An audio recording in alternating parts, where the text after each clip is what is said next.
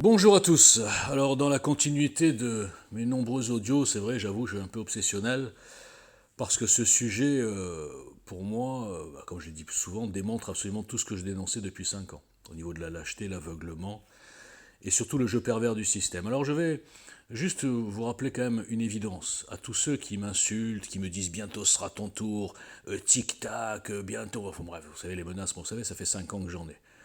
J'ai mon nom, j'ai mon adresse, j'ai tout ce que vous voulez, il n'y a aucun problème, personne ne me fera taire. Ou alors, si on me fait taire, ça sera définitif. Donc je vais vous rappeler quand même une évidence que tous ces rats semblent oublier. Tout racisme découle à la base d'une certaine lâcheté. Les peuples, les gens ou les religions qui ont été cibles de racisme l'ont toujours été dans des endroits où ils étaient en nombre super minoritaire. Vous savez qu'ici, tous les Français qui prennent la cause palestinienne à bras-le-corps pour pouvoir taper sur le juif, en fait, il y en a beaucoup qui n'aiment pas les Arabes. Bon, voilà. C'est pas qu'ils les détestent, mais bon, ils n'ont rien pour les Arabes.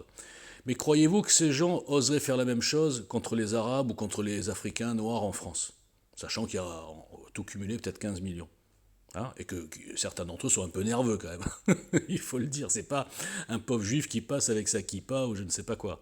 Non, je vous le dis franchement, vulgairement, ils se chiraient dessus. Ils n'en penseraient pas moins, autour de la table le dimanche en famille. Oh là là, ces Arabes, ils nous emmerdent. Oui, viva Palestine, free Palestine, Israël, assassin. C'est les mêmes. Donc ça veut dire que la lâcheté est infâme. C'est l'effet foule, c'est l'effet meute, c'est l'effet lynchage. Moi j'ai vécu des lynchages numériques, c'est pas grave. Donc j'ai l'habitude, je sais ce que c'est que la nature humaine, je sais ce que c'est que la pourriture. Ensuite, évidemment, la lâcheté va avec le mensonge. Le mensonge, c'est nier les réalités. Et prendre le cas d'Israël toujours comme un cas particulier. Je vais vous prendre un exemple très très précis. En Russie, il y a dans un théâtre 37 terroristes islamistes du même type que le Hamas, tchétchènes, donc musulmans, Allah Akbar, tout ça, qui ont pris en otage 300 ou 250 ou 300 otages russes dans un grand théâtre. Qu'est-ce qu'ils ont fait les Russes ? On ne va pas en parler parce que les Russes, c'est les idoles maintenant des antisémites et des pro-palestiniens. Qu'est-ce qu'ils ont fait les Russes ? Qu'est-ce qu'il a fait Poutine ? Poutine a lancé des gaz, il a tué presque, je crois de mémoire, il faudra que je revoie les dossiers, une cinquantaine ou une centaine d'otages, il a tué tous les terroristes et une cinquantaine d'otages. Est-ce qu'à lui, on lui a dit Poutine nazi ? Non. Et juste après, eh bien, il a lancé une grande offensive sur la Tchétchénie, où lui, il n'a pas fait de ciblage. Les enfants tchétchènes musulmans, personne n'a pleuré pour eux. Personne. Il n'y a eu aucune manifestation. Russie assassin, non, ça marche que pour Israël. Donc il a fait, lui, un véritable génocide, parce que là, c'était pas du ciblage.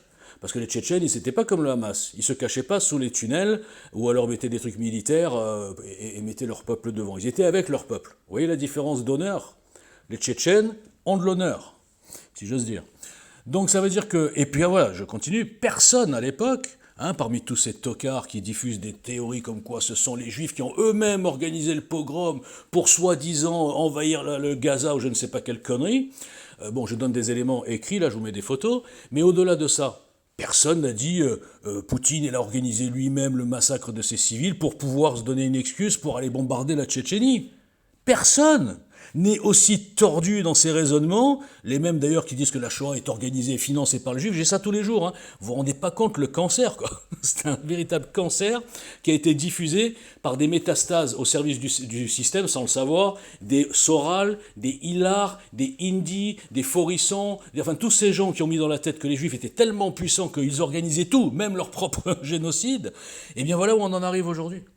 Des gens qui n'ont aucune idée de ce qu'est l'histoire de ce conflit, de ce qu'est l'histoire de cette terre, de ce qu'est une résolution de l'ONU, de ce qu'est un plan de partage, de ce qu'est le fait qu'aujourd'hui, en comptant la Jordanie, 90% du mandat britannique appartient aux Arabes, et 10% aux Juifs. Non, il ne faut pas 10%, il ne faut rien.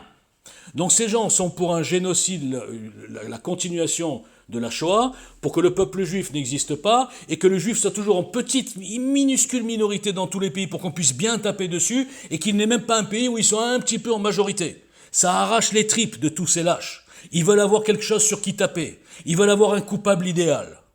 Je suis le seul en France à dénoncer les 2 plans mondialistes en cours. Je suis le seul en France à avoir démontré la connexion, l'instrumentalisation et le but commun de ces deux plans en cours, à savoir faire cibler chez tous les petits cerveaux en meute, ouais, on peut pas dire autrement, qui n'ont pas un brin de réflexion, que le coupable c'est le juif, puisque regardez, il y a des juifs ici, il y a des juifs ici, c'est eux qui dirigent tout.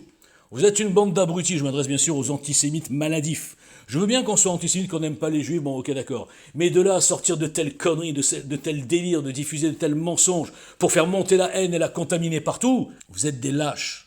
Vous êtes des insignifiants, vous êtes des abrutis. Vous avez le droit d'être contre le fait qu'Israël est un pays. Mais pourquoi vous attaquer à tous les juifs? Pourquoi sortir des théories comme ça? Parce que vous avez besoin d'alibi pour faire monter la haine, la rage. Ça ne vous suffit pas d'être à 100 contre 1, vous voulez être à 500 contre 1.